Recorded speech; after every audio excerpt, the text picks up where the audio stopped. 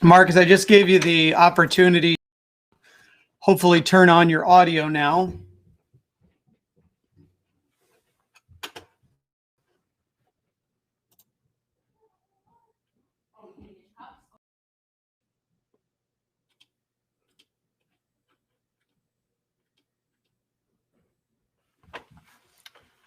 All right.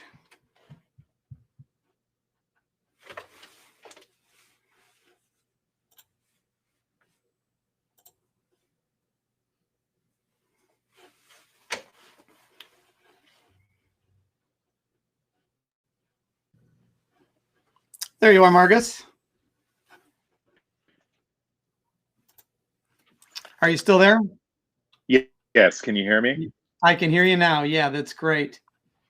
Awesome. Good morning.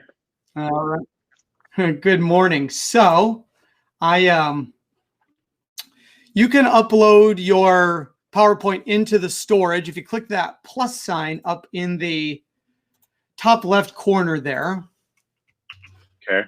Storage. You'll see storage, and then you can upload it.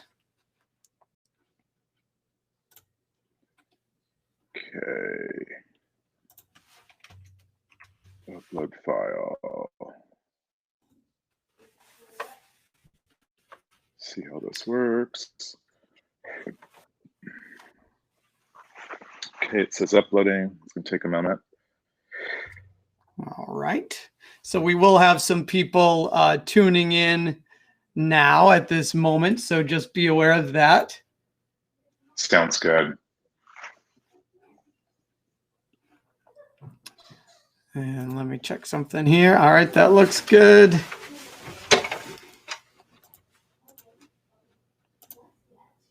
The file is currently uploading. It's at about 12. Okay, great. We'll only have a few baby it just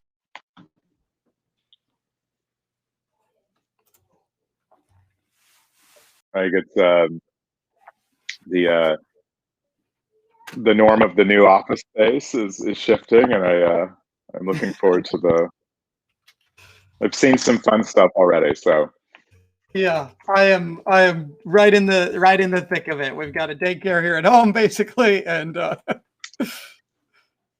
hello to those of you who are already logged in. Oh, go ahead, Marcus. Oh, I was just asking how many children you have, Josh. Just one 17-month-old and one on the way. Wow. Yeah. So, is there any way you can tip down your camera just a little bit? That's great. Is that better? Yeah. All right. And how's the upload coming along? It's saying it's now at 43%. Okay. It's a lot of high def images in it. It's partly the culprit. Yeah. So one thing I want to do is so when I do the introduction, before I introduce you, I just want to do like one poll question, which is just in a word, how are you feeling? And we'll just see, and we'll do a word cloud, and we'll see what people are kind of where people's heads are at right now, if you're okay with that. Absolutely. I think it's important. I've embedded some relevant space into the deck as well to make the conversation more about to today, but also just to, I think it's a good idea to start it off that way. Okay. Good. All right. So I've got the screen share rolling right there. For me, we'll just start with that one. I can't see anything right now because it looks like I'm still inside the upload. Can I get out of this while it's doing the upload? That's okay. You should just stay in there for now, and then we'll bring you out in a sec. Okay. That sounds good. All right. And then once you're, I'll just take a look at the storage here. Once it's fully uploaded, you can just hover over your file and it'll give you the option to share as download or present. You'll choose present. Okay, it stopped uploading for some reason, Josh, so I'm going to re-upload. Okay. And is it the same? Did you make any changes? You made some changes last night, I assume? Yeah.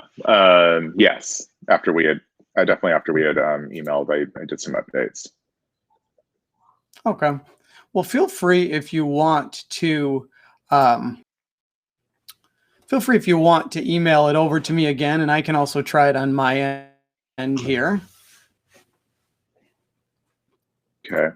Do you want me to pause this and do that? I'm afraid it's probably just the bandwidth. I'm just trying to make sure that it's making sure up into here. So if this fails, then I will you back over. The link you have is just directly the Google Slides. Oh, I see. Okay. But it's live. You have the live access to the live doc.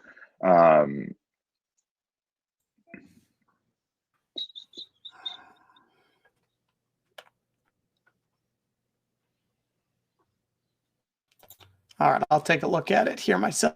I'll try as well. Let's see, it says max is 100 megabytes. Let me make sure how big this file is. Otherwise, we can do the screen share too, and that's okay.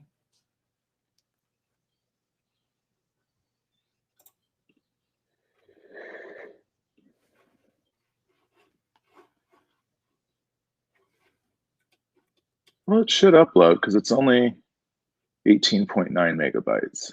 All right, I'll try it on my end. And then otherwise, it's at 46% right now. Okay. Let's see if it moves from here. Marcus, I just want to see what happens with, I'm going to shut off your camera for a quick second. Sounds good. Just FYI. All right, will you talk, Marcus? Are you still there? Okay, Marcus, will you talk for a second?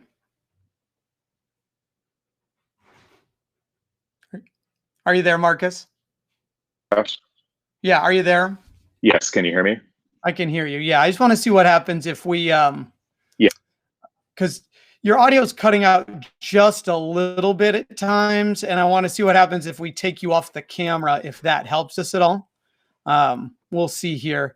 Okay. Did you are you uploading a PDF file right now, or is it how did you download it? I'm uploading the PDF file. I downloaded the file from the cloud and uploading the PDF into here. It's currently at 46% still and not moving from that moment.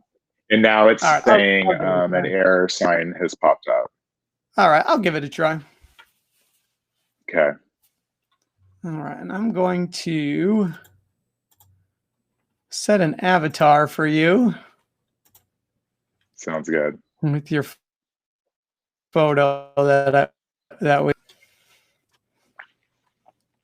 I also have Zoom as a backup plan if we absolutely need it too. So.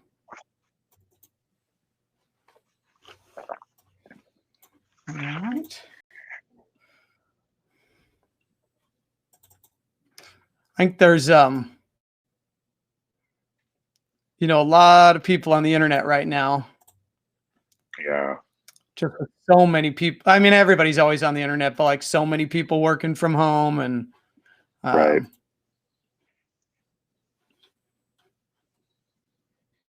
Okay.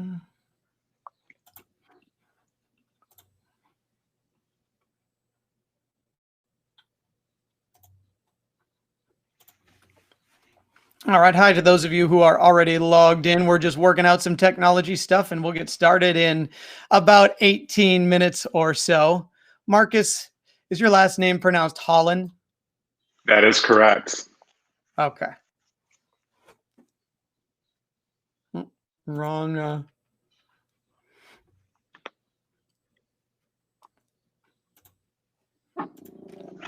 Okay. I'm going to upload an avatar for me.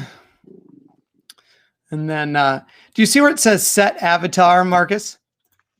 On the top right Oh, there? right. Top right. Yeah, it's kind of right by where you see our faces.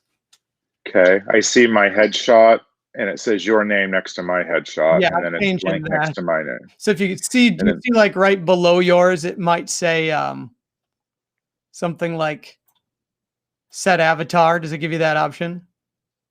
details, Like right next unmute to the all, red mute all. audio. So audio and video.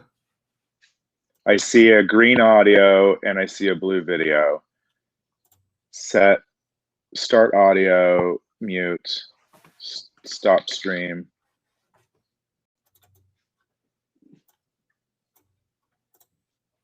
All right, that's okay. You can just leave it as is. All right, let me see if I can upload your PDF. Otherwise, we'll just go to the screen share.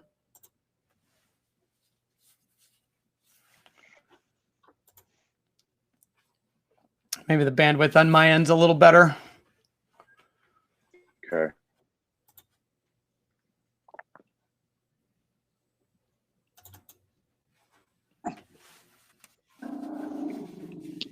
Quiet. Your work from home background noise, right? Yeah. She thinks it's vacation. Yeah. All right, I got yours to upload pretty easily. It's only 17.99 megabytes, so Okay. it's processing now, and then we should be able to get it into presenting mode here in a second. So that's good. Wonderful. So are you in San Francisco, or are you not subject to the shelter in place? Yeah, I am subject to the shelter in place. I made a choice to join some of my family friends that are out in the countryside, out in I'm in the middle of about 4,000 acres of rice fields in Northern California right now. So I decided to not stay for the stay in place and left earlier before that got put into action. Okay, that's probably a good move. I'm doing a stay in place, but stay in place out in rice fields. Right. A little more nature, a little more mental health space for me.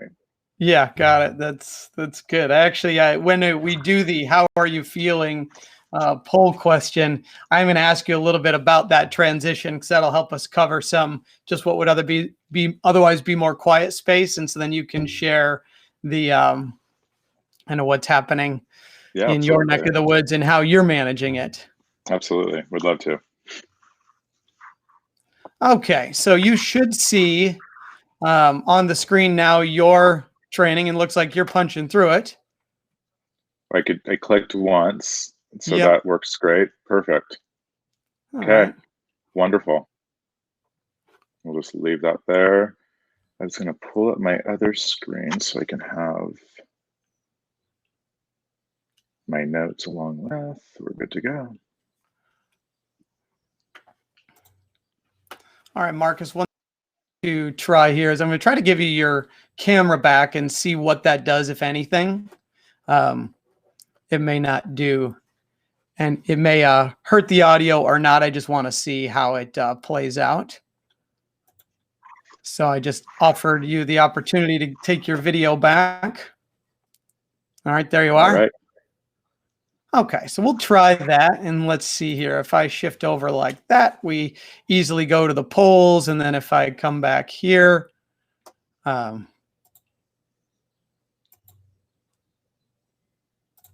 we'll be right there. Are you clicking, or did I do that? Did I do that? I'm Okay. clicking. Okay, I was. Yeah. All right. So now it should say get ready for the live polls, and then Correct. once I do the first poll, which will be the in one word, how are you feeling? Then after we get those results, I will bring it back to you for you, and they'll be like, all right, Marcus, keep it rolling.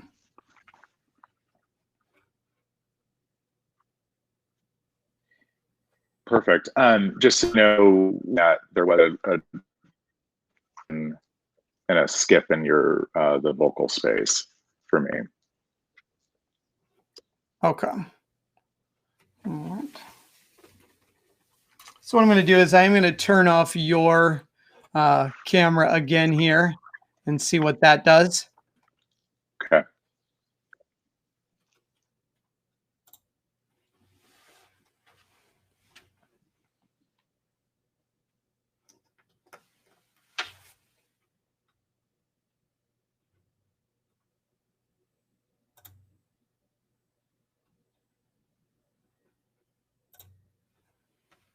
Marcus, do you see where it says participants 2 of 300 there?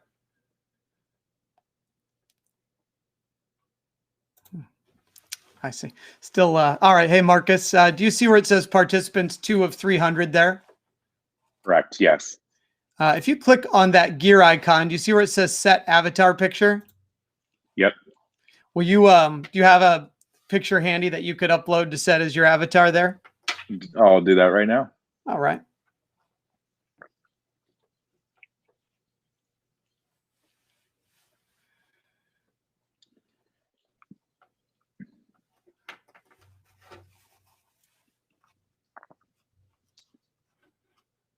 I actually don't have any of me with the facial haired beard space is new for me. So I don't have any professional shots with it yet. That's okay. Yeah. It's the result of Spain in last July and feeling influenced. So I like it. I did. Did it show a photo on your end come through? It hasn't yet. And if it doesn't, that's okay. I just wanted to give it a whirl. It's possible that it would just be like a, oh, there it is. Okay. Looks great. Yeah, I like the European Spaniard influence there. Yeah, I appreciated it too. I left there going, there's something in common here with these folks, and I'm gonna take a little piece of it back. But no, it was fun. I've never my whole life having facial hair was never I ever thought about even having. So it's new. All right. So welcome to those of you who are getting logged in right now. We'll get started in just about 10 minutes, but one thing that you can do to get ready for today's webinar is pull out your phone, and on the screen in a moment here, you'll see where it says, get ready for the live polls, and pull up your favorite web browser, go to menti.com, menti.com, and enter the code 150808. And when you do that, that'll get you logged in and ready. We'll do a number of live polls today to keep it interactive and moving. So go ahead and do that, and we'll get started in just about 10 minutes.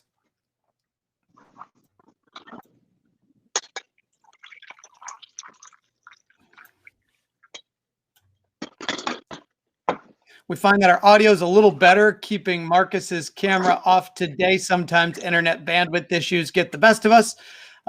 So we're going to try to manage those as well as we can.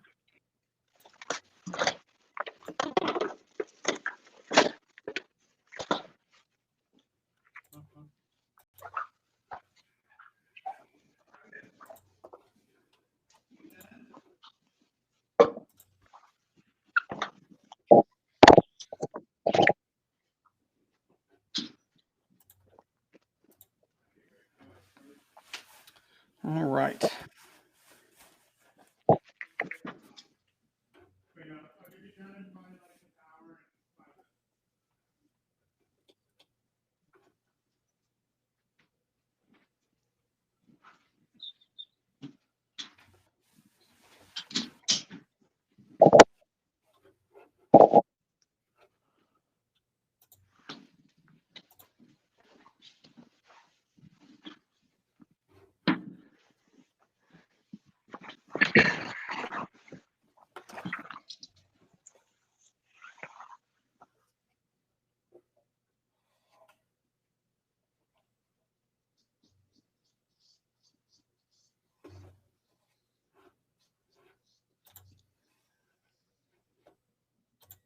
It'll be interesting to see what we have for live participation today, given all of the disruption to the workplace as well. Marcus, we got a lot of folks who are just now starting to work from home, but we do have 146 people already logged in. So for those of you already logged in, hello, thanks for tuning in today. We'll get started in just about 7 minutes for today's webinar on microaggressions. One thing you can do to get ready in the meantime is to bring out your phone. And as you see on the screen, get ready for the live polls. Go to menti.com, menti.com, and enter the code 150808. Again, that's 150808. That'll get you logged in. You can actually do the same thing on another web browser tab. So you could go to a web browser, go to menti.com, and enter the code 150808 and participate that way as well. And then just obviously come back to the browser tab where you're on to keep watching the webinar, but might be easier on your phone. We'll get started in just about 7 minutes.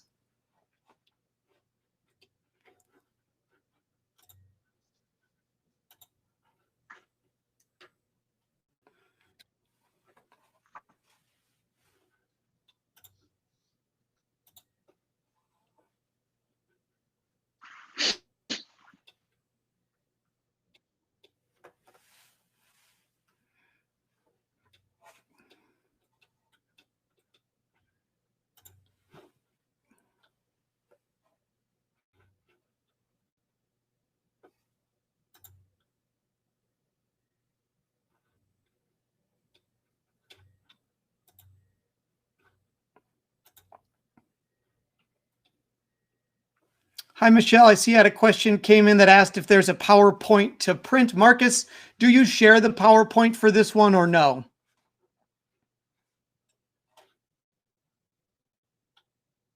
Oh, I see, Marcus, you muted yourself for the time being. No problem. Michelle, we'll get an answer to you. Go ahead, Marcus. Hey, Josh. Yeah, I think we can create a deck that is more user and printable friendly, I guess, too. A lot of what we'll see in this deck is very image heavy, but we can have a consolidated version for participants following. Okay, so Michelle, we will get you a version of this content after the webinar so you can have a good summary of the material that is shared today. Thanks for asking that question. And those of you getting logged in right now, we'll get started in just about 5 more minutes. But one thing that you can do to prepare for today's webinar is bring out your phone and go to menti.com like you see on the screen, menti.com, and enter the code 150808. 150808. That will get you logged in for a couple of live polling exercises that we will do today. And so that will help you get the most out of our time together. I see some of you are already getting logged in. If you hit that heart on your screen, that also then lets us know that you're participating. You don't have to hit the heart, but you can, and gives us a heads up of how many people may participate in the poll. But yeah, we'll get started in just about 4 more minutes. You might be wondering, where's Marcus on video? We've discovered that his audio is a bit more clear today if he's not on video. So we'll at least start out that way. And if we feel like testing our luck halfway through or something, we will get Marcus live on camera. But for now, we'll start with him, just his picture that you see there and with clear audio. And we'll get started in just about 4 more minutes.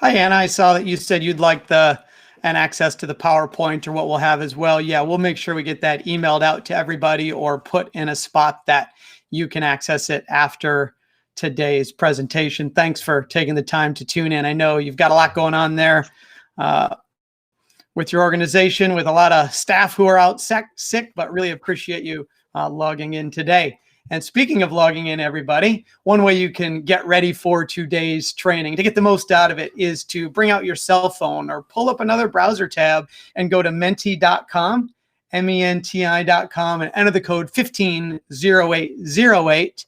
That'll get you logged in and ready to participate in the polls. On your phone, what you should see is actually the same thing you see on the screen right now. Get ready for the live polls. And so we'll get started in just about 2 to 3 more minutes, and then we will turn it over to Marcus for today's training on microaggressions.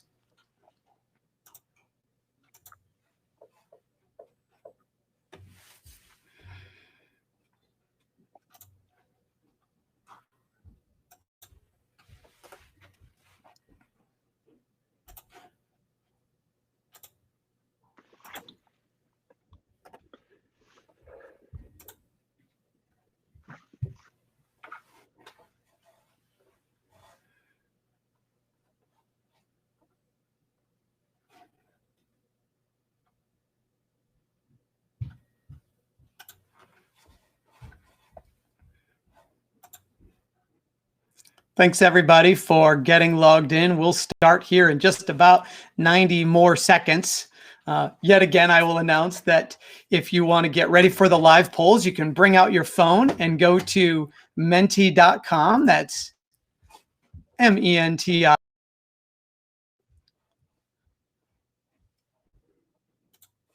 And enter the code 0808. Again, that's 150808. And then you'll be ready for all the poll questions and exercises that we have set up for today. Thanks for tuning in. We'll get started very shortly.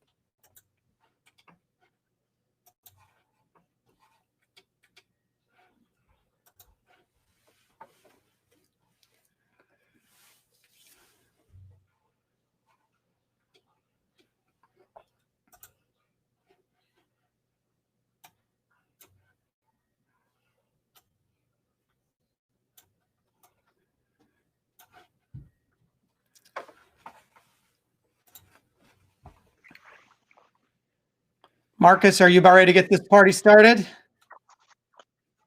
Yes, I am ready. Okay, I'll give you an introduction here in a second and we'll get rolling.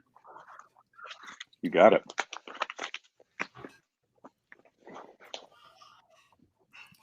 Hello and welcome to this Convene Training and Resilience Community webinar. I'm Josh Dye, the president and founder of the Convene Training and Resilience Community. Today's topic is diversity and inclusion, microaggressions. Our speaker is Marcus Lee Holland, the COO of Studio 5 Learning. I got a couple of tips for you to get the most out of today's webinar. Number one, treat it just like you would an in-person presentation. So if you're a note taker, take notes just like you would in person. Also, make yourself unavailable to coworkers and other distractions. This is an hour just for you. If you have a question at any time, I am happy to ask it to Marcus on your behalf. If you scroll below the video window, you'll see a form that you can fill out and submit a question or comment at any time. Also, we're going to be doing some polls today. And if you want to participate in those, please do so. Bring out your phone like you see on the screen and go to menti.com and enter the code 150808. And finally, if something major happens like an internet or power outage on my end or on Marcus's end, stay logged in. We'll come back. And if for some reason you get booted out, use that same link to log back in and we'll keep rolling. We don't have Marcus on video today because we discovered his audio is a lot better if we don't have him video streaming. So you won't see him that way today, but we should have quality audio. Now, before I turn it over to Marcus, I want to launch our first live poll. We are in unprecedented times, at least for our lifetimes right now. I want to know in one word, how are you feeling? How are you feeling? Now, Marcus, while people are responding to how they are feeling, you're in San Francisco and you were put in shelter in place. I'd just like you to share a little bit what it's like to be out there and how you're managing it and some things you've done. Yeah, well, and I'm seeing some of these words as they come up on the screen, and I feel like I can relate with, at some point in the last week, have felt some of these words, and it sometimes today still feel. But yeah, we, prior to going into a shelter in place, I decided to join my family that is in Northern California, about an hour and a half outside of San Francisco. And then I'm currently sitting out in about 4,000 acres of California rice fields. So I'm doing a shelter in place out in the countryside as we continue to work and continue to produce work for our thought partners, and our teams continue to get together every day. Yeah, and the last thing I want to say before we turn it over to Marcus is the larger words you see here are the ones that there is overlap between your answers. So we've had over 150 responses thus far: anxious, overwhelmed, stressed, tired. Give you guys in a moment to share that, to acknowledge what you're feeling, but all we can do is take this moment by moment, step by step. So let's be present here today and learn something and keep some sense of normalcy as we move forward here. So Marcus, I'm going to let you take it away for your microaggressions presentation today.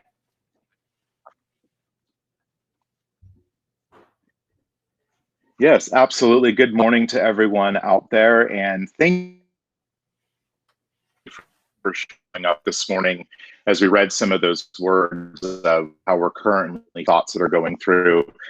It's important that we do take some time to have some normalcy in our life, to sit down and to focus our energy into space that is familiar for us, to engage our mind to a way that's not focused on and thank you and invite you to come along on this journey for the next hour with us as we explore a topic not unknown, a topic that we have all experienced or been a part of. And what I'd like to do this morning is to really just unpack and reflect and to contribute to what this world of microaggressions mean and how we as leaders in our prospective spaces, specifically within the healthcare industry, can work at and overcoming these spaces of microaggression. As I click through here, and I apologize if there's a lag, and we're clicking into our next slide is really just materials you'll need really at the end of the day, something to write with and something to write on. I did throw in our times where we're at with our Purell of hand sanitizer, but also just a reminder spaces in our mouse and all the equipment we use that we're also thinking about keeping those things sanitized throughout the day and keeping that in mind as well. A quick, so you do see a headshot here as well. My name is Marcus Holland. I do serve as a Chief Learning Officer and COO of Studio 5 Learning and Development. And to give you a little quick background on that here is Studio 5 is a firm that specializes in we sit Cisco. A lot of our thought partners and thought leaders that we work with are within the tech space based on where we are located demographically. And as we work with other thought partners and leaders outside of the tech space as well, but we serve as an extension of the development divisions, or in some cases for startups or smaller companies, we serve as the people development division for their company, everything onboarding experience, meeting both soft skills and technical skill trainings, presentation mechanisms as you're experiencing today, like a webinar. Along with that and coupled with that is that we also launched about 5 years ago a nonprofit as a passion project, but also something that was near and dear to many of our teammates that started Studio 5, and that is the Cultivating Change Foundation, which focuses on the intersection of the LGBT community and the agricultural industry. And so we focus focus on elevating and valuing agriculturalists, from everything from the farmer to corporate agriculture, through advocacy, education, and community. And we talk about a lot of topics, including microaggressions and many other diversity and inclusion and belonging topics throughout the year, and focusing on a subset of individuals within rural America.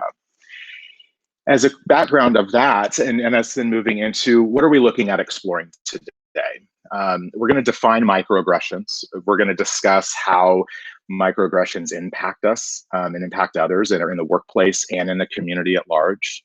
And then also identifying some techniques to manage, minimize, or eliminate microaggressions in our workplace and community. And really to walk away with us just thinking about microaggressions from a different lens, and thinking about what I can do individually within my particular workplace, my particular community, to help influence perspective and understanding when it comes to microaggressions and how they impact. And we're now going to dive into first just defining the microaggressions. Quick definition here is that microaggressions are the everyday encounters of subtle that people of various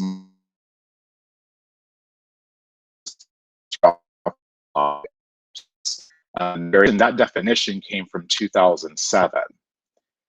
So everyday encounters of subtle discrimination of people of various marginalized groups. That's a 2007 definition, but I'd like to bring us to the origin of that word of microaggressions, which was actually coined in 1970 by Harvard University professor Chester Pierce. And Chester coined this term to describe the insults and dismissals which he regularly witnessed non-Black Americans inflicting on African-American students. And so the origin of that word going back to 1970, and I think that for me, I love the origin of words and understanding where they come from, because they set context. Origin of this word and its definition to set context as we explore this lens of microaggressions and what they mean, and really where the roots of that word even started. Now we're going to dive into looking at three ways that we experience or perpetuate or perpetrate, as if you will, microaggressions, and that is intentional, unintentional, and unconscious. I think the first one is easy for us to understand, that intentional, the perpetrator is aware and seeks to consciously aware. The unintentional and unconscious is where it becomes a little hairy, is the differences between the two. That unintentional space is where the perpetrator may be aware of their actions but not realize the negative impact it has on others. And I think a simple and overly used term that we see or have heard in the past was saying this is retarded or don't be retarded. There's a negative association to that term, and it's used to describe other situations.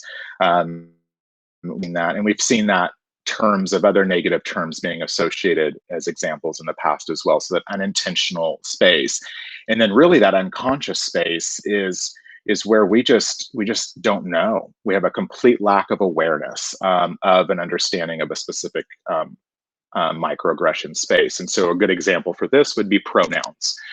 I know pronouns are becoming more and more aware, but especially in the communities that I work with both in urban and non-urban spaces and rural areas especially, pronouns are not something that is necessarily as pronounced or understood as they are in other areas. And so that unconscious understanding of microaggression we just don't know, and we're simply needing to learn as we go. And as we look then, is that microaggressions can show up in three different ways.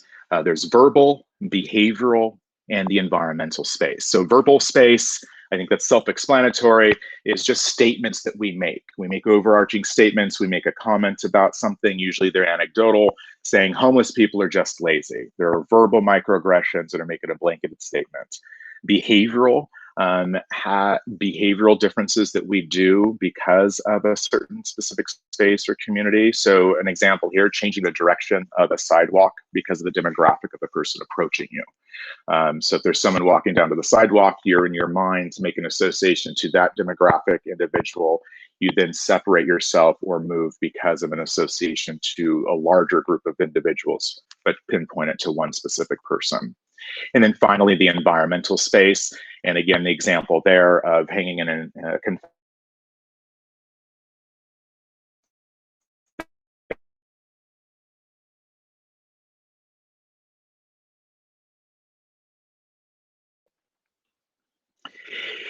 And so we're going to explore some examples and dive into some examples here that microaggression can be directed to all types of people who fit into many different categories. For example, some people can be targeted because of their race, gender, age, sexuality, religion, and more. So we're going to look at some real world examples from a few of these categories. And as we do, notice that many of the statements that may sound innocent or unoffending at first glance, but when we take a deeper look at these statements, we see the underlying messages that can be attached to them. Remember that these are hidden messages that are still real, even if the person saying it isn't aware of the message that they may be sending to begin with.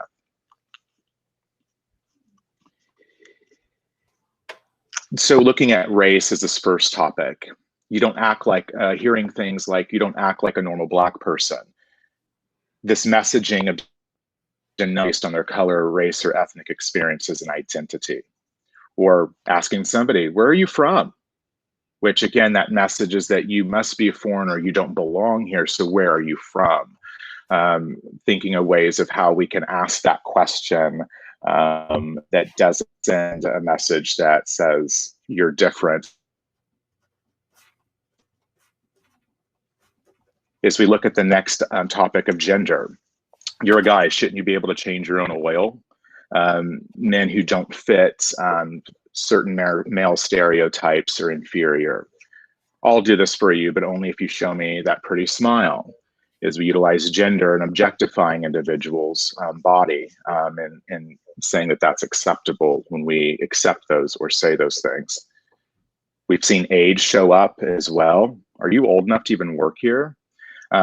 Messages that you look too young or not competent or trustworthy. Phrases or comments that I guess they can teach an old dog new tricks. Older people are incompetent or have less value in a workplace. In the LGBT community, comments like that's so gay. That's a common term that gets overly associated. Or when did you decide that you were gay is a common question someone in the gay community gets asked. Of that message that it's sending is that sexuality is a choice. So when did you decide to be your authentic self? And so we look at those examples of ways that they show up in different spaces. And in some way or another, we've probably have all experienced microaggression. We've all been the victim. We've seen others be victimized, and probably all of us at some point have been perpetrators of a microaggression. And for some of us, the examples are numerous and easy to think of. And for some others, that maybe we have to dig a little deeper and examine our experience. So thinking back to a time yourself, doing a live poll here in a moment, but thinking back to a time that you've experienced microaggressions, we're processing through this. So when have you personally experienced a microaggression? Has it been a life, both work and personal, and even an option of, I don't believe I've experienced a microaggression? And we see Marcus. some poll. Yeah, Marcus, thanks for getting us started. Folks, I know that on occasion we're hearing Marcus's audio cut out here and there. Thanks for your patience on it. I think for the most part, his primary messages are really getting through. So just hang out with us. I think there's a lot of bandwidth going on with internet across the country right now. But Marcus, the poll responses are coming in here. When have people personally experienced a microaggression? I know we also want people to reflect on how it made them feel when they did. So we have right now on 160 16 responses that have come in thus far. Looks like the vast majority have said both at work and personally, some just in their personal life, some at work, and a small number have never had this experience. While these are coming through, I just have a question for you, and maybe you'll address this in a moment, but in one of your examples of a microaggression, asking somebody, where are you from? So I think there's a lot of people who would ask that question out of being friendly or out of curiosity or something. What's a better way to do that? Yeah, that's a great question. And I think I'd also, at some point, if folks would also like to chime in, because I think there out of a couple hundred folks on here, some ideas or ways in which you have also implemented. But it's looking at being specific and intentional again about what we're asking. And so thinking first is, what's the intention behind your question?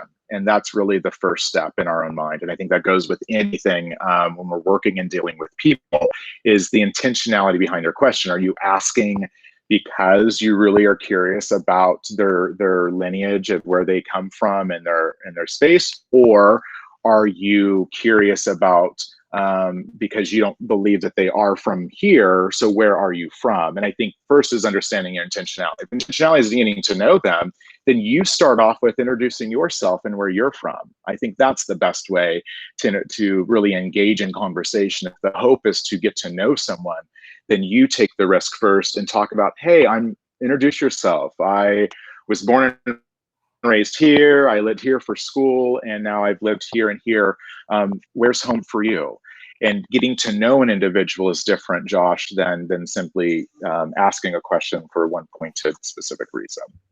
Okay, great. And yeah, and folks, if you have examples of how you go about handling that interaction in a different way, feel free to, beneath the video window, make a comment on, here's how I find out where somebody is from because I'm interested. So is it like Marcus, or do you have your own idea? Marcus, I'll turn it back to you.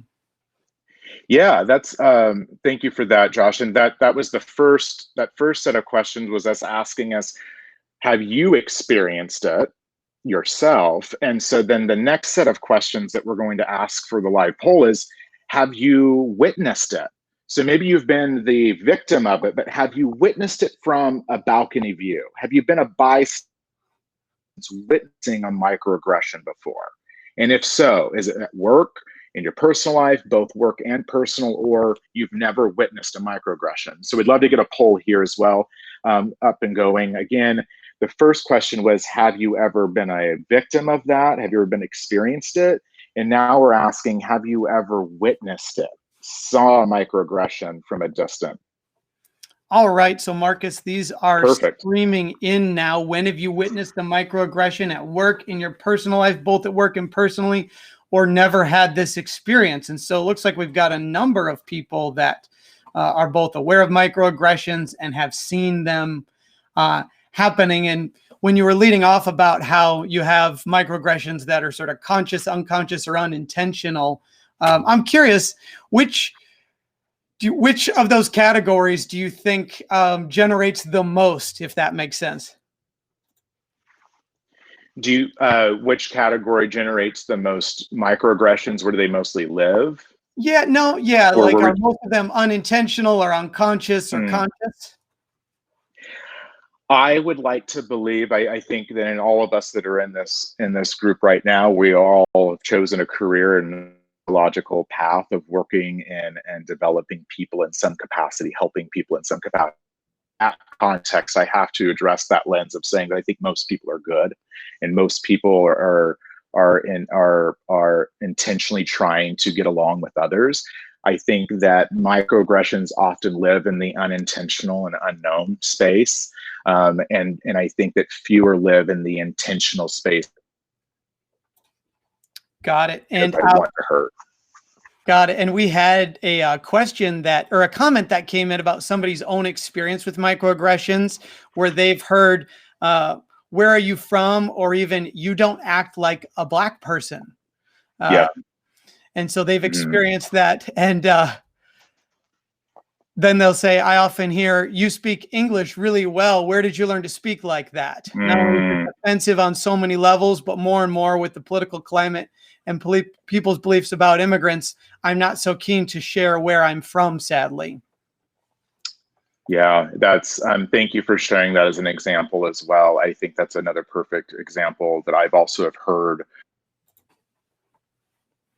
before. And I think, again, it comes back to why, or what's the intention behind people asking that question. And I think for us as both a witness to that and as a victim to those, and is thinking about the intentionality of that question. And I think it makes us feel uncomfortable. Whatever I say and respond is going to be used against me in some capacity. And I think this actually segues greatly into our next poll, is thinking about it through now the lens of a perpetrator. Have you ever been a perpetrator of a microaggression, intentionally, unintentionally, unconsciously? When have those moments showed up for you? And this is another time to share our story in this live poll as well. So have you personally been a perpetrator? And I guess it's hard sometimes to think about that also, if the unconscious didn't correct us or didn't help guide us in saying, hey, feel. So Marcus, responses coming in. Yeah, the poll questions are coming in here. We're seeing a lot of yeses. And will you just repeat as these are coming in where, so sometimes we're not aware or we're unconscious of it, and other people with whom we've maybe perpetrated that microaggression to, they haven't, I think you just said they haven't helped us realize that we did. Is that what you said? Absolutely. I think about the moments of, because we're all, the moments that I've had, and it didn't realize it until it was brought to my attention, right? Mm-hmm. Because from my world, the lens in which I was seeing the world through, I didn't realize it at that moment. And so it's those teachable moments that I'm thankful for, right? That bring light. Hey, in this moment, when you responded this way, this is how it made a group of people feel. Thinking about that, what are other ways in which we can actually have that conversation, or how can we reframe that question, the context that we're usually setting? So it's bringing to light. And so I think that, thank you. I see the responses here, and even for the 16 no, I think that you very well could be absolutely right. And I thank you and applaud you for and then thinking about, as we go through some of these reflection spaces throughout today, this morning, and where these moments show up and how perhaps I have stepped into these areas before. And then we'll have some time at the end of today, or at the end of this morning, to do some like action planning. Like, what are some things I can do to help as a witness, as a victim, and looking through. So thank you again for that space. I'd like to dive in briefly into thinking about microaggressions through a specific lens, and then we're going to dive back into more examples beyond, because I did found and help run a LGBT organization that focuses within the rural American LGBT community. I'd like to explore the microaggression tenets as it looks through the lens of the LGBT community, and then we'll see how, but thinking about you and other areas outside of LGBT as well. And so the first space that we're going to look at is tenets, or the use of terminology, the endorsement of behaviors, and thinking about, those are two tenets. Again, this is LGBT, but also other communities of marginalized spaces as well. And the first, their use of terminology, that tenet of terminology here that we've talked about already, but thinking about the LGBT terms that are thrown around, thinking about the terminology that are used in other areas of marginalized communities, the terminology that we use and that we have given permission to use in different areas. looking at that endorsement of heteronormative culture and behaviors. And so that assumption that an LGBT to the Encouragement Act in gender conforming ways. So we hear those things of don't be flamboyant, act more masculine. Do you have a girlfriend, wife, or kids? You should not with a Barbie. Those behaviors that are typically passed through generational spaces, but we do see show up in media, we see show up in film, we see show up in other ways as well of endorsement of specific cultural spaces. And again, outside of gender and sexual identity, these tenets exist as well. So these first two, the use of technology and the endorsements of cultural behaviors. Look at is the assumption of experiences. So thinking about the assumption of universal experiences, assuming that all LGBTQ people or all people of this certain category or certain frame must do the same thing. And that's when we hear things of, you're not a typical gay guy. We heard and use their don't look like or act like a specific person of color. You would like to blank because you're gay. All lesbians, sexuals are confused. Those assumptions and universal assumptions that we make, again, a lot of these are derived from culturally within communities, and we perpetuate those as we continue. The discomfort or disapproval of LGBT experiences. And again, did we make us based on a certain group of people, and then we pronounce our discomfort or disapproval of said experiences. And so treating LGBT people with awkwardness and or condemnation, looking at same-sex couples holding hands with disgust, your sexuality is an abomination, transgender is unnatural, uncomfortable with all gender bathrooms, those discomforts and disapprovals that we provide to certain communities because it just doesn't align with what we believe to be true through our world lens. And the final two of these tenets, the of abnormalities and the denial of privacy. And so that first one, the assumption of sexual pathology or abnormalities, the assumption that LGBTQ people are sexual deviants or overly sexual.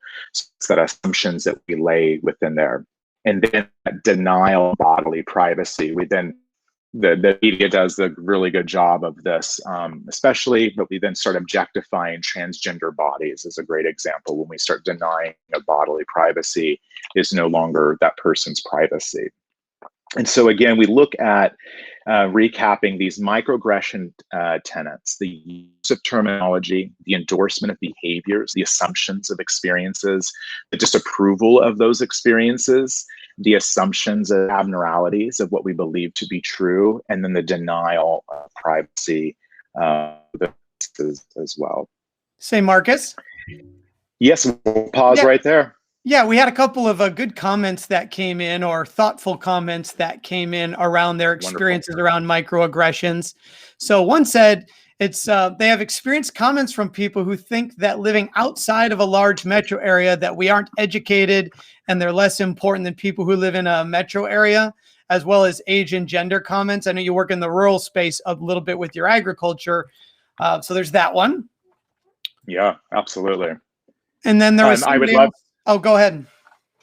I would just love to, I think, to talk about that and then think about what leads to those assumptions, that leads to those comments of what people are making.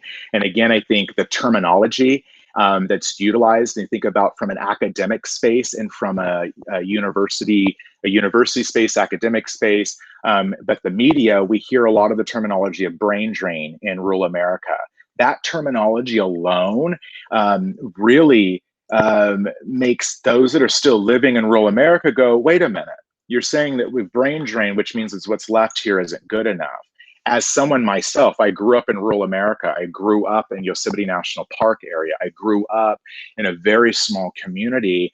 I now live in a large metropolitan city. So my viewpoint on where I see how some of these microaggressions, as I've lived in both of those worlds and understand, especially when it comes from a rural to an urban space, those misunderstandings or misconceptions. But when we start labeling things from a national academic level, from a media level, and saying there's a brain drain going on in rural America, what is that doing and how is that making those folks feel? And so thank you so much for bringing that up as an example.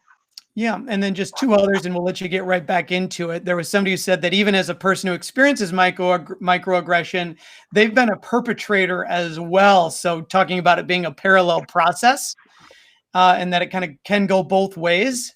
And then somebody said unconsciously they have perpetrated microaggressions, and they think it's important to acknowledge when they've done so. We're human. We're going to make mistakes. I believe and teach my children this: have grace and use these times of gentle moments of education. That's beautiful, beautiful, beautiful. Two beautiful statements that also segue into this next objective. But before we go there, I think, again, I love that terminology of a paralleled process. It's absolutely right. And we live in those worlds of our world of working with people is that space of seek to understand. And so our job, and we're all doing this right now, we're all taking time to sit aside to work, to wonder how we can better serve people and better represent people. And so these are the moments that we can do that. And so thank you so much for making both of those comments, because it's so important. As we dive into that second objective, discussing how microaggressions impact us and others in the workplace and community. And so we're going to, as we go through, we're going to go through three of these life examples. As we go through these three, you're individually reflecting, thinking about putting yourself in the shoes of these individuals, put yourself into this experience, and think about these processing questions. I'll give each of us a few moments after each one to individually capture our thoughts, whether it's on paper or just in our mind, and then we'll move on to the next one, but there'll be three in total. The first example is, in being vulnerable, a coworker of yours opens up to their direct report about some personal mental health challenge they're working through. Since then, you've noticed the direct report. Often hear them tell your coworker, we just don't want to overly stress you. In thinking about the specific scenario situation, how does that make you feel? What would be your reaction in this situation, or what has been your reaction in this situation when you've been a part of witnessing a space like this? And how could this influence you the next time you think about being vulnerable about your personal life with others in a workspace? And so think about that first example for us,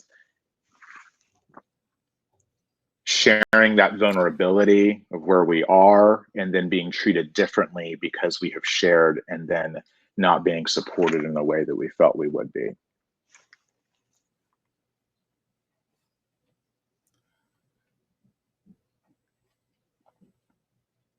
And then pop over to the next lens. Imagine that you're leaving a restaurant and decide to give your leftovers and some money to a homeless youth on the sidewalk. A bystander walks by, observes your actions, and says, why feed them, give them money? They're just going to buy more drugs. How does this make you feel? What is your reaction? This image for me is something that I see a great deal of in San Francisco. A lot of homeless youth, homeless.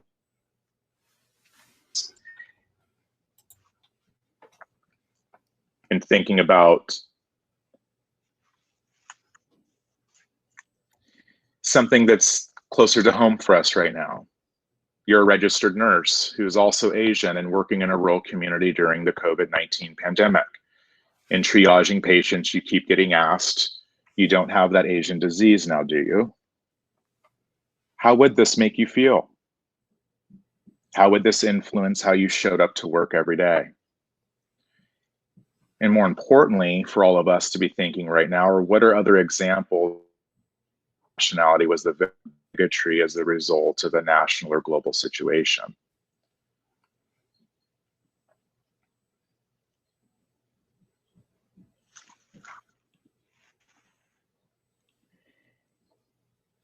Josh, I'll pause there in case folks did want to share any comments that were out there. If not, I'll continue to move as we look at what the impact is of microaggressions. Yeah, one quick, one quick comment and then one, I guess, request or that somebody has. So one comment was somebody asking, should they be offended if someone asks if they have a wife or kids? They said, you hear people ask that all the time.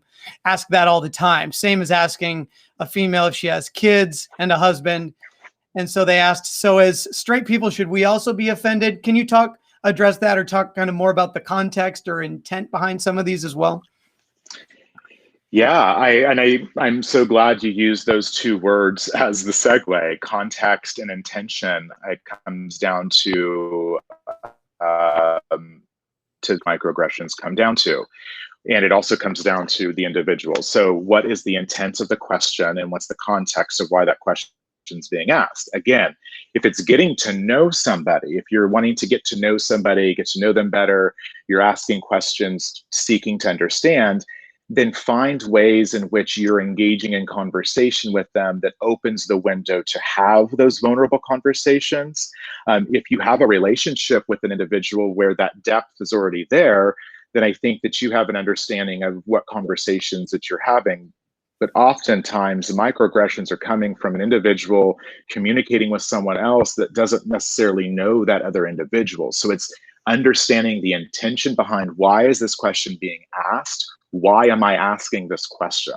And so I guess to go back out to the audience is that what would be the reasons for asking specific questions about being married or having children? What answers are we seeking to understand?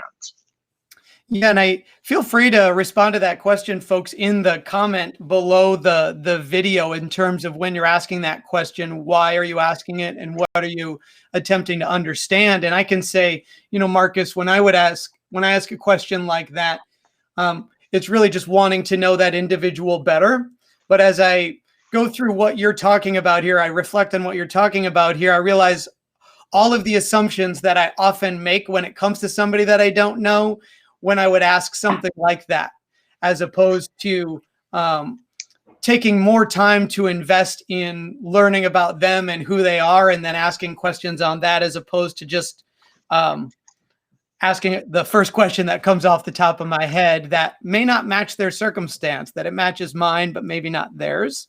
Yeah, I would say, Josh, if we don't know the individual, especially, like, I think questions about fertility and marriage and all of those things are pretty vulnerable. Those are really vulnerable personal things that I just wouldn't walk up to a random person walking down the street and say, hey, are you ever going to have kids? That would be weird. It would be odd. And I think the same goes for if you're going to ask a question to somebody, if you looked at the context for a moment, would it seem weird to ask that to somebody else in a different context? And I think that's, to me, how I go back to it. I wouldn't ask those intimate questions to someone I'm trying to get to know. I would want to know, what are your passions? What motivates you? What drives you and gets you up every day? What's your talents? What strengths do you bring to the world? What's your superpowers? Like, those are things I want to know about people. Who they are and their fertility rates, those aren't reasons of getting to know somebody. Yeah, and I think that is a shift for a lot of us, in that we've kind of taken the low-hanging fruit and often surround ourselves with people just like us. That is often what happens. And then when we encounter somebody who's not, we're kind of still in that mode, maybe unintentionally or unconsciously, and that we just kind of keep it on autopilot, as opposed to broadening broadening our skill set in terms of connecting with other people and asking questions about them, like you were saying, around like their interests, their hobbies, their strengths, what are they into, that kind of thing. And then once we know them better, maybe they disclose their situation, if they're partnered up or not, or if they have kids, but over time, maybe they feel more comfortable sharing that. Another thing that came in is somebody would just asked for more examples of labels, microaggression labels that aren't necessarily connected to LGBTQ. So could you just share a couple off the top of your head, maybe pertaining to like race and age and some others that you notice are quite common? Yeah, and those are what I shared in slides 12 through 15 Yeah. was looking at race, gender, and age. And so just to reiterate some of those, and then it was also brought back up when thinking about race. You don't act like a normal blank person and fill in whatever race that is. And then also that question of where are you from, gender, associating someone's gender to their ability to do work, right? And so either are you even old enough to work here, to versus commenting on someone's being too old to be able to be engaged in a specific industry. The look at gender being very, and again, these are culturally driven, right? These are culturally driven of looking at gender has a very specific space of not versus fem, and make associations and assumptions for people based on those spaces. And so I guess just to reiterate those, those are some other examples. As we go through here, perhaps some others will pop up, and then there's going to be some other ways perhaps for folks to share some examples of their own of what they have experienced and seen as well. And so if it's okay to keep moving forward for our time frame of like, what is the impact? So we experience microaggressions. We've been perpetrators of them, we've been victims of it, but what does it actually do for the individual experiencing it? And here's what it does. First of all, alienation. And as we think about these potential impacts of microaggressions, thinking about for yourself, have you ever felt these as a result of others' assumptions about you? Okay. So alienation from a specific group, a specific space, create and enforce realities that are uncomfortable, violent, or unsafe. That imposter syndrome, feeling insecure, undeserving, or unaccomplished enough to be in a specific space, a specific group.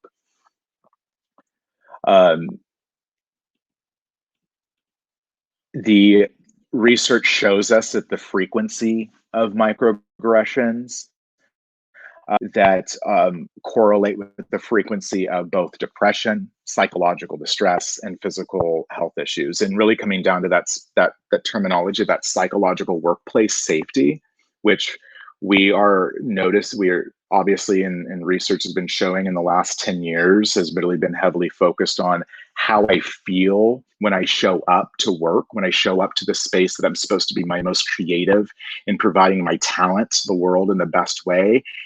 Do I feel welcomed and affirmed in this community in which I show up in? And microaggressions and understanding microaggressions are one of those ways in which we can perhaps help turn these frequencies connected to depression or psychological distress or that overall psychological workplace safety. Do some further exploring and reading. I think there's a lot out there that we can dive into, but there's also a lot of literature, rich in literature of looking at microaggressions. Again, it was coined through looking at race. There's some great articles of racial microaggressions in everyday life and the implications, the terminologies within microaggressions, and how that impacts. We're going to shift into looking at identifying some techniques to minimizing and eliminating microaggressions in our workplace and community. And this first space here, just a moment. This is not going to be necessarily live polling. We do want people to there'll be some prompts for us to share some thoughts, but we're just doing a quick examination of ourselves. Microaggressions do not emerge in a vacuum, and often they expose the internalized prejudice that lurk beneath the veneer of our carefully curated public selves, which I think is such a strong statement, that it's not always that it is prejudice, that's it's internalized prejudice, but it is awakening and going, hey, I saw the world through a specific lens, and now I need to shift that perspective because the realities are not that.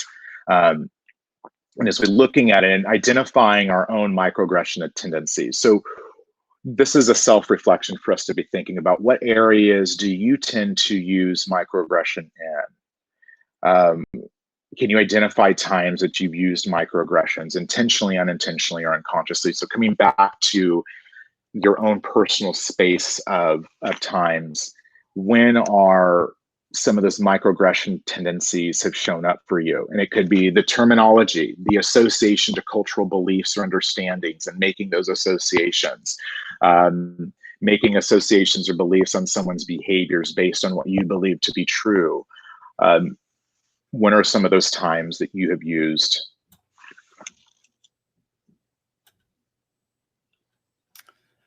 So Marcus, while people are reflecting on this, and you're welcome to share them in the form beneath the video if you would like, I'll share some things that have come in that are also connected to this as well, if that's okay. Wonderful, wonderful. Yeah, so when we're talking about connecting with somebody and not just defaulting to something that could be received as a microaggression. So somebody said, if you want to get to know someone, you could always keep it broad and say, tell me about yourself, instead of assuming importance of specific facts. Okay. And yeah, go ahead.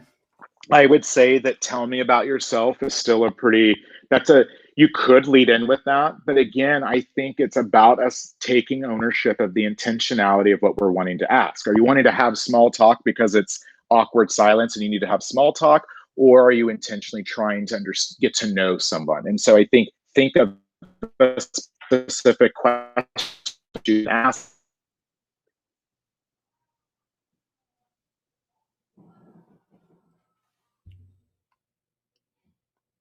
Say Marcus. Say Marcus. Marcus? Yeah, Marcus, can you hear me? I can. Yeah, okay. Can you just restate that? You cut out there where you were talking about, you cut out right at about the part where you said, think about the question that you're asking. Gotcha. Yeah, we're going back to the intentionality of that question. If you're wanting to get to know someone, be thinking about what are some questions you could ask that are specific. And I gave some examples of, hey, what strengths do you bring to the table? If you're getting to know a teammate, what are your strengths? What are your passions? What do you do outside of work for fun? Where do you spend your free time? Getting to know individuals beyond a gender, race, ethnicity, age, space, but getting to know the human being. Yeah. And one thing we talk about, Marcus, I have this training I do in person with members of the community. And I talk about that people generally like talking about their interests and their hobbies, that not everybody likes opening up about themselves. So that a great place to start is in the interest or hobbies, or you talked about passions or some kind times strengths. We had somebody who said, I do get a bit offended because people assume just because I'm married and over the age of 30 that I should be having children, when that is not the plan for my husband and I. Yeah. Yeah, and then somebody said, I ask questions about, oh, go ahead. No, keep going. Yeah, and then somebody said, I ask questions about people's home demographics. It's because I want to know the person better, see if I have something in common and can bond over commonalities. Yeah, the first on that fertility space, for me personally, I have my best childhood friends that I grew up with, both went through fertility issues. They were the two people on the planet that wanted to have children more than anyone else. And it took a lot of money and in vitro and a lot of stress and emotional turmoil for that couple to finally have two beautiful twins. That experience opened my eyes to never asking anyone, do you ever plan on having children? Because every time my dear friend Megan was asked that during the situation for her, it tore at her soul. It hurt her as feeling that she wasn't adequate enough, that she wasn't doing her role as a woman, because every day she was asked, when are you having children? When are you going to have kids? And so I think, again, thinking about it's having that level of empathy for the other human being. Put yourself in their shoes. If you were them for a moment and you were asked that question, how would it make you feel? And I think that any question or thoughts as we're sitting out there today is asking yourself anything you're like, would this be considered a microaggression? Put yourself in their shoes, and then ask that question to you. How would you respond and what would you think? And Marcus, I just want to share one more and then we'll let you keep rolling on here. And I think this is a really important question. Is there research out there on how recipients or victims of microaggressions can reframe or otherwise protect themselves to mitigate the impact of the experience? So to reduce or prevent the depression, anxiety, et cetera. Yes. To answer that question, I will say yes. I don't have the specific link to give you now, but I believe that if we think about just from outside of a research space, thinking about for ourselves, have there been ways that we have mitigated our own microaggressions that we've been victimized to? And I think about, for me personally, of course, I've had to overcome several layers of assumptions and beliefs on that others have had and other communities have had in my life. And part of those is part of that space for me personally. It was getting to a space of understanding who am I in this space and having that space of that. We have had growling dogs here before, Marcus, so don't worry about that. I'm shocked my toddler has not made an appearance in today's webinar yet, but that's okay. I'm going to share two more of these that came in because I think we've had so many really just wonderful and thoughtful comments that have come in. The other one I want to, somebody had said, I think someone you just met shouldn't lead with "tell me about yourself." They said it's could be very derogatory, and so that's sort of somebody reinforcing that maybe that's not the best one to lead in with. Another question was, does the perpetrator need to be talking about need to be talking to a marginalized group in order for it to be a microaggression? For example, is "let's go Dutch" a microaggression? I believe, if I'm heard you correctly, can microaggression take place outside marginalized communities? Right. Yeah, absolutely. I mean, I think that's. I was actually going to make a microaggression joke about my dog that was barking as an assumption of all dogs of her breed, right? I think we make assumptions generally. I think outside of where put microaggressions is if you're making a generalization about something, someone, or a group of people based on perceived notion of what you believe to be true. If they're making that assumption, there's typically a microaggression, right? You're making an assumption, you're giving a space. It doesn't have to necessarily be about what we about in marginalized spaces, but yeah. All right, fine. And so would you say, and then we'll keep on rolling, is "let's go Dutch" a microaggression? I would, if the individual was here in person, I always ask people, tell me, I want to know the context. Anytime anyone asks me a question, I say, let me the context of your question first. Yeah. And that's actually how I mitigate, partly of just me not misunderstanding someone. So from whoever's asking that, I don't know what "let's go Dutch" means. From their perspective, it has a terminology and meaning. For me, it doesn't. So I don't know how it would be a microaggression. But if I ask them for context, I bet I would get to an understanding that probably "let's go Dutch" would be considered a microaggression. Okay, keep on rolling, Marcus. Alrighty. And as we look at, so this taking a stand, it's not only important that we realize where we tend to make mistakes, but also that take ownership for ourselves and our environment in order to eliminate microaggressions and its impact on our workforce. And so just looking through what are those spaces of what we can do, right? So strategies for stopping the use of microaggressions. One, use language. So there's a lot of languaging is probably just the culprit of a lot of microaggressions is terminology and languaging. And so thinking about whatever those terminology and languaging or those questions that you've been doing or might be considered microaggression, just stop using it. That might be considered, like I just did. Tell me more about what "let's go Dutch" means so that I can understand what that means in the context of what we're saying. I'd then probably apologize because it probably does mean something. I'm going to go Google when I get off the phone. But that idea of authentically going, "Hey, I didn't know. I'm sorry. I'm here to learn," and then make that note for later. Other ways of just correct others. that social influence, right? We're doing social influencing now, stay at home, self-quarantine, that social influence, calling out microaggressions can serve as a deterrent to say, hey, and I don't think that it's always about calling someone out publicly. I think it's about pulling someone aside, depending on the relationship with someone, and just say, hey, be a mirror, as I like to tell people, be a mirror. You said this, and this is how it might have made somebody feel. Accountability, empathy. We can't have vulnerability. Brown wouldn't allow it, and I believe that to be true. I think that if we lead with empathy, as Brene, that we can, that the first step themselves in their shoes. So to wrap up our time, and we have a very short amount of time left, but I wanted to think about, for you to do some personal reflection maybe over the weekend, what microaggressions might exist in your workplace or community. Make a list of those. And then what are 3 things that you can start or stop doing to help manage, minimize, or eliminate those from the workplace or community? The microaggressions might be sitting in your own home. Your new might drum up new microaggressions that maybe you didn't see before.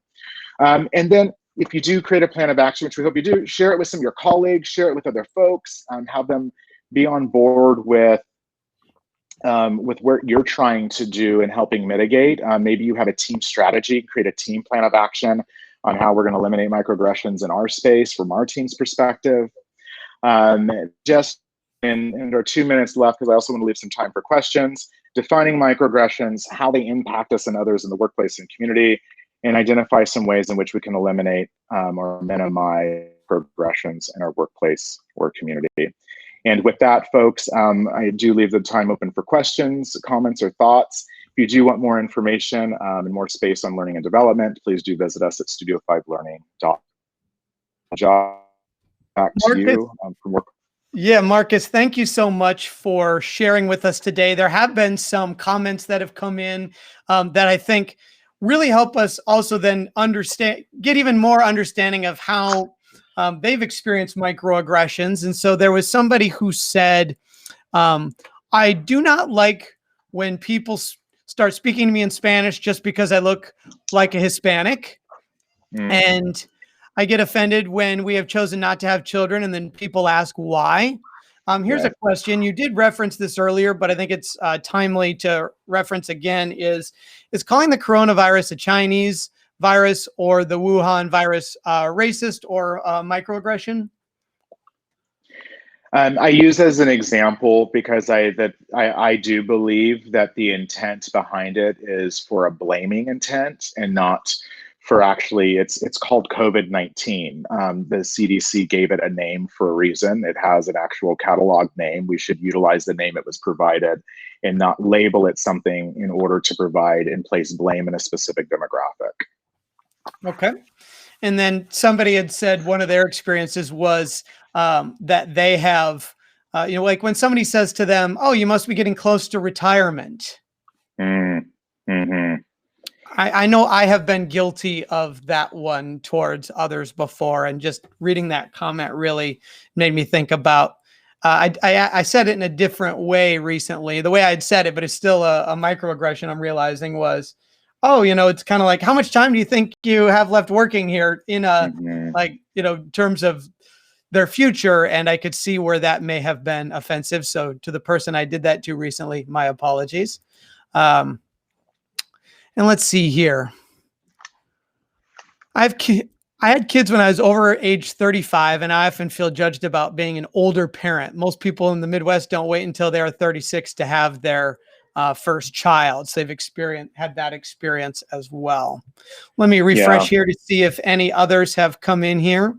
There was one question, and let's close on answering this one, Marcus. Somebody was reflecting on that vulnerability exercise, and they said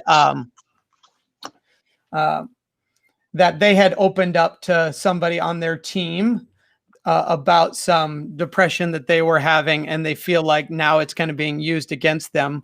What would you do? Yeah, that's why we use that as one of the examples. I think that especially the work that all of you are in mental health space, I think it's It's finding ways of where we can have impact in that space.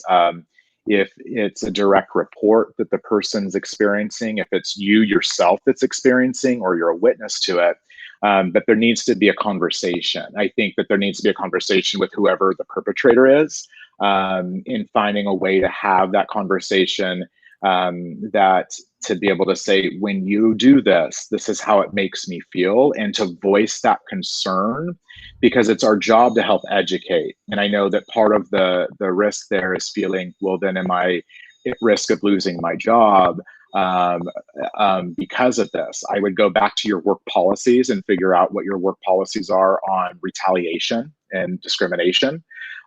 Thinking about if it's in a work environment, that's where I would first start. And if there isn't a policy in place to protect you for discrimination or a retaliation space, then I would actually start with thinking about that too. But I think the conversation needs to be had with the individual in a way that says, hey, when this was stated, this is how it made me feel, and moving forward, I would appreciate if you could address and treat me X, Y, and Z.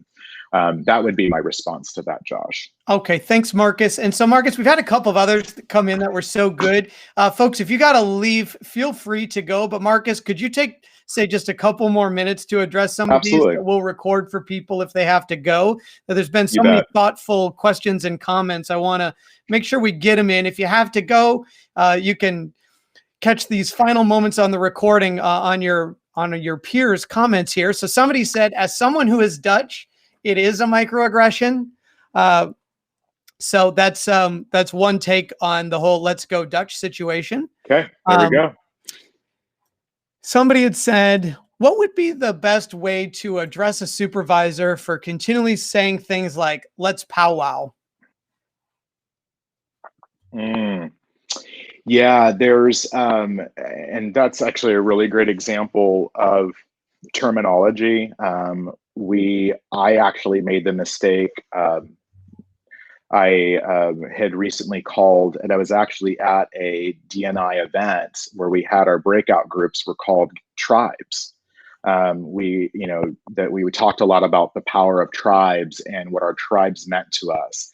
And there was a conversation with some folks and academic folks about, from a Native American perspective, what some of that terminology actually meant and who it was intended for. And I think it comes back to those moments of learning. For me, I was putting on a diversity, inclusion, belonging event and still making mistakes. And it was those moments of understanding, again, I had to then go and seek to understand why was utilizing the term tribe in this situation not positive. I would come back to that same terminology of using in the same context as powwow, right? What's the intent behind it? What's that term? And then perhaps it's not just saying, hey, I don't like that term because it makes people uncomfortable. It's saying, hey, instead of using that term, why don't we use this? And thinking of another term that could encompass what your group will be called. I use the terms folks a lot instead of saying guys or gals, because folks encompasses, it's an all-inclusive space. It's thinking about what are those terminologies. So instead of using the term powwow, what's another term that we could call our group? Have your group come up with the term. We want to be called this, and then it's a group term. We have all called it. And so when we go and do certain things, the act of a powwow, what are we really doing? Well, it's an all hands, it's a huddle, it's a get together. We're focusing. So gathering. Yeah. So call it something. Rename it and give it a new meaning. So if we come across a microaggression situation, how do we defend the person against the perpetrator without escalating the situation? I believe individual one-on-one conversations are important. And again, depending on what level of leadership or influence you have in the organization or in the space that you're looking at, I believe one-on-one convos are best, and especially when in these conversations, because again, they're probably living in an unconscious and unintentional space. So how can we safely get them to understanding another perspective? It's got to be a comfortable one-on-one conversation, and making it not defensive. Again, just being a mirror. This is what I heard. and this is how it made me feel when I heard that, or this is how it made someone else feel when that was said. And because of that, like could we think of a different term? Could we think of something else? Or could we having a discussion with that individual to me should be one. All right. And then the final one that I will share here, I think it's an enlightening note to end on, is somebody's experience. They said, my family and I have experienced many microaggressions due to being multicultural. We're followed in stores because staff think we will shoplift. Teachers are surprised and often say, your children are so polite and they dress appropriately. Their answers to homework are questioned because they're educated at home about world issues. Teachers expect my children to speak for the entire African-American community as we live in an area that isn't diverse. I address the macro and microaggressions and try to find out why they're making the statements and comments. And I think that's a great summary of what you've been really getting at, is trying to find out why people are making the statements and comments. And for us as individuals, asking ourselves, why am I making this statement? Why am I asking this question? Mm-hmm. And I think it's okay for us to ask why. Like I said earlier, because context is such an important thing for me in my personal and professional life. I always ask, if I don't understand the question or your intent, I'm going to say, what's the context? Why are you asking that? And I literally just ask people, why are you asking the question? And in asking that, they actually get a better answer because they weren't asking me the right question to begin with. So I think that first step is to just ask and ask people, why are you asking that? To go in regards and in closing to that specific statement about a certain specific culture or race being part of a microaggression, those are great examples. I really, really think those are awesome examples that are real. The reasons of those intent behind those questions and behind those statements are a lot behind some other places as well. It's a cultural ingrained thought process that has not been broken. We're trying to break a thought process that has been ingrained in the minds of some people for a very, very long time. It's a generational, it's this space that we have to start isolating. And I think as we continue to become more global and continue to evolve globally, that starts to help break down a little bit. But at the end of the day, and especially from my perspective, if you're looking at rural versus non-rural places, we have an education problem, we have an awareness problem, and being able to help educate and bring awareness to topics. And part of that is just being around your other people that act different like you, and being able to surround yourselves with other people so that you're not surrounded by the same people that look and act and experience what you look and act and experience. Marcus, thank you so much for your time today. We really appreciate your contribution, and we wish you well as you navigate COVID-19 like the rest of us. Thanks again for your time. Wonderful. Everyone have a wonderful week, and health and wellness to everyone. Yeah, thanks everybody. Bye-bye.